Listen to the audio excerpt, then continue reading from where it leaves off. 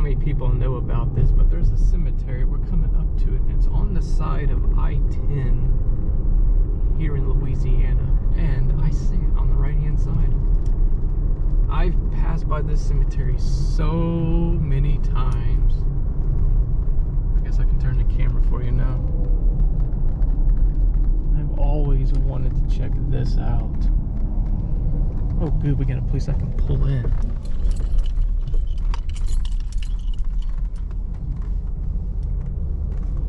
All right, well, let's get out there and go explore it. There's I-45. That's going east into, I think, Lafayette, if I remember correctly. So, I believe this is called St. James Cemetery. Yeah, that was the name at one point. And it looks like they had another little marker right there.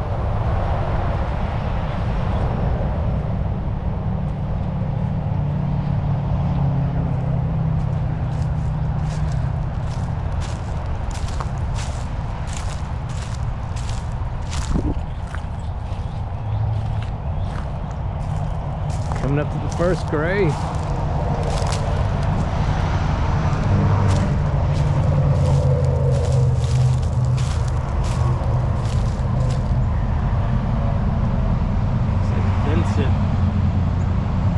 U.S. Army, December 16, 1907, all the way to January 17, 1995. He almost made it to the year 2000.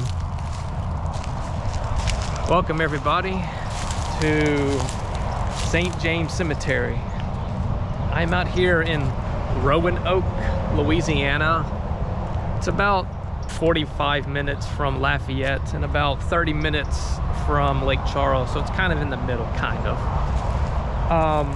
I found out about this cemetery, I think about 2 years ago when I was moving to Texas, and I saw this on the side of the interstate of I-10, and I was like, I gotta see this cemetery. I gotta check this out. I love finding really weird cemeteries, or cemeteries that are in the most strangest spot. That's the interstate, and of course the interstate was not here when the cemetery was obviously established. They've recently built that. The interstate's new, so it's probably like what, 50, 60 years old, the interstate. For the cemetery, I'm not exactly sure how old it is. It doesn't say online the year it was established, but we can try to base on the graves that are behind me. So all of these are above ground tombs. And if you're from Louisiana, majority of the state is buried above ground because of the water table. Meaning that it floods very easily. You get a good rain, you get a good storm, you get a good hurricane, all that stuff can cause all these bodies to come right back up to the surface. That's something that majority of the people really do not want to see. So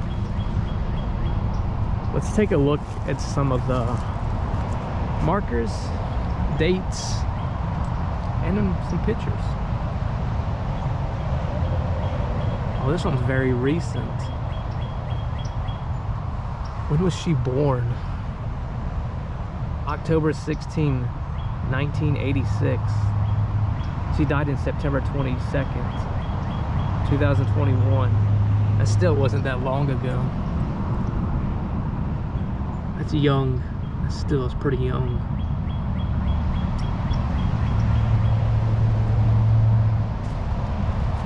If you look around her gravesite, you can see that people, most likely family members, left some flowers behind, remembering their daughter, or mother, or aunt.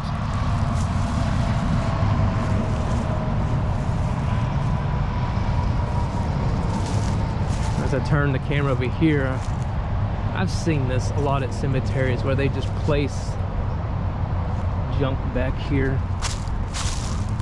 What is this? It's a pumpkin or a scarecrow or something. The flowers.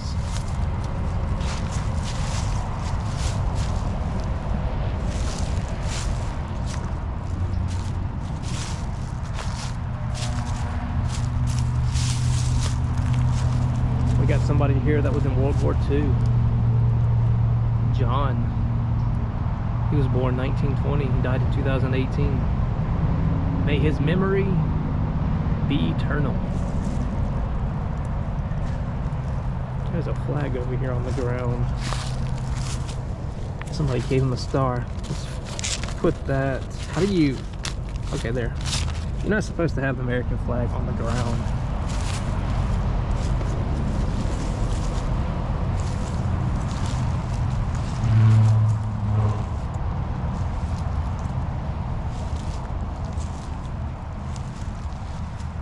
Ooh, the mosquitoes out here.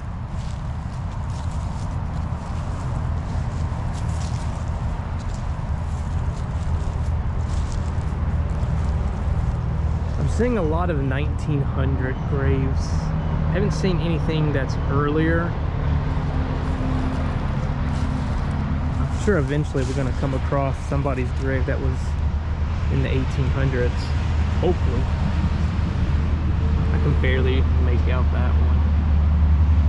I did bring my flashlight. It's in the car. I'm not going to get it for that one.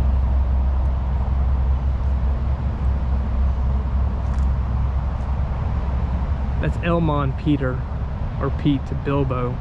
Elmon Pete Bilbo, October 2nd, 1920, all the way to June 28, 2003. In loving memory of a husband, father, and grandfather.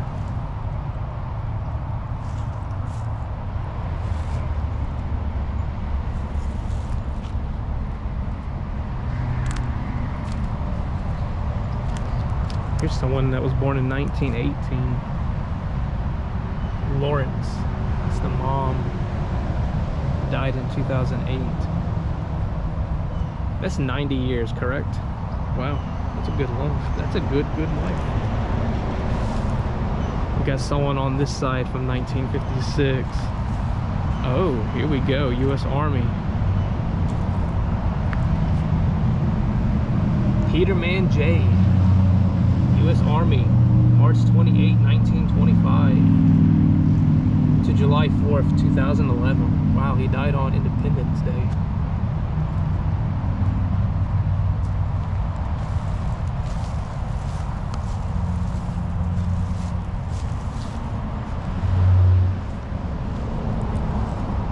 Cemeteries like this is what makes this location very, very interesting.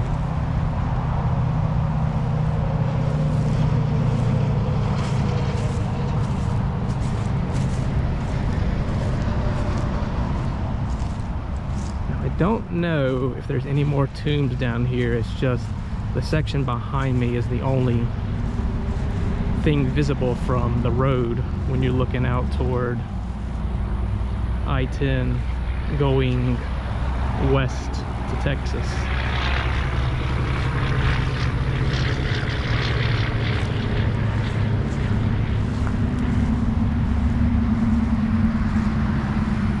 Well, it looks like, yeah, I don't see any more graves out there. It looks like it just keeps going on and on, but oh, there's the fence line way in the distance. I'll see you when I get over there. Well, I made it over here to the end of the fence line, I guess, of this property.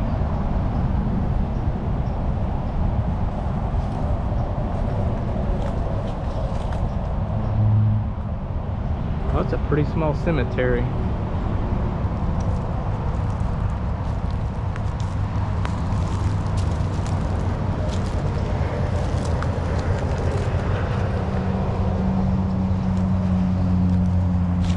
Just listen to all these cars going by and going east and going west.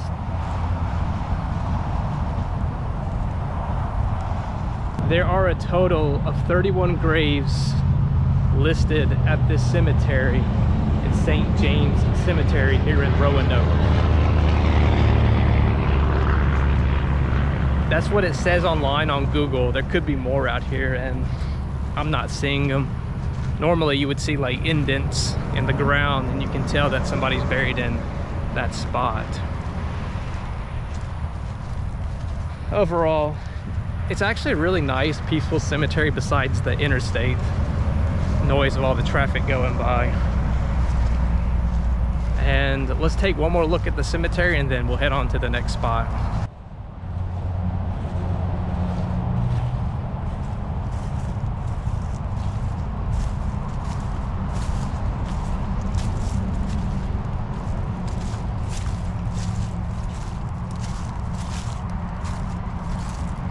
Oh, we saw that one. Yeah, so I fixed this flag.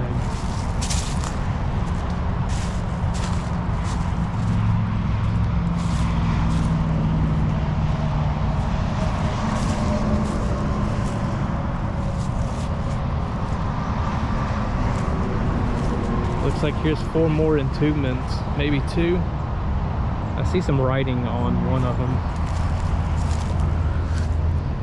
That's Mary. She was born September 1906. Died November, it's like 8. 19 oh something.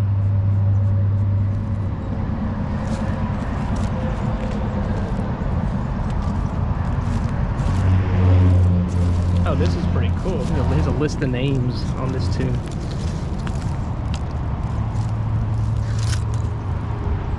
I'm trying to get it so you can see it without having my shadow in the way.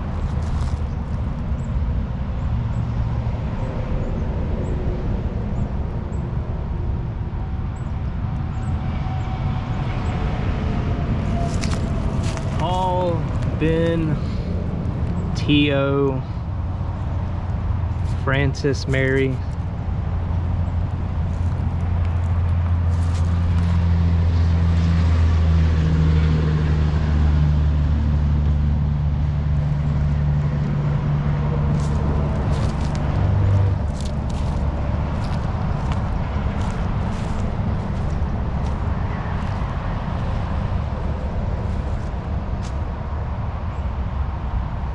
Pretty fascinating. Pretty fascinating, to say the least. Norris Font, is that Fontenot? November 28, 1927, all the way to September 11, 2009. Gone but not forgotten.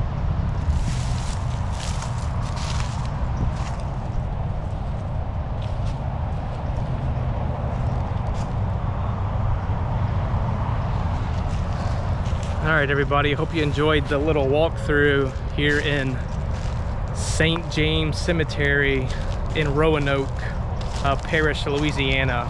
I will list the Find a Grave page of all the people who are buried here if you want to look into their stories, or maybe just check it out in general. Anyways, thank you all for watching, and I'll see you in the next upload.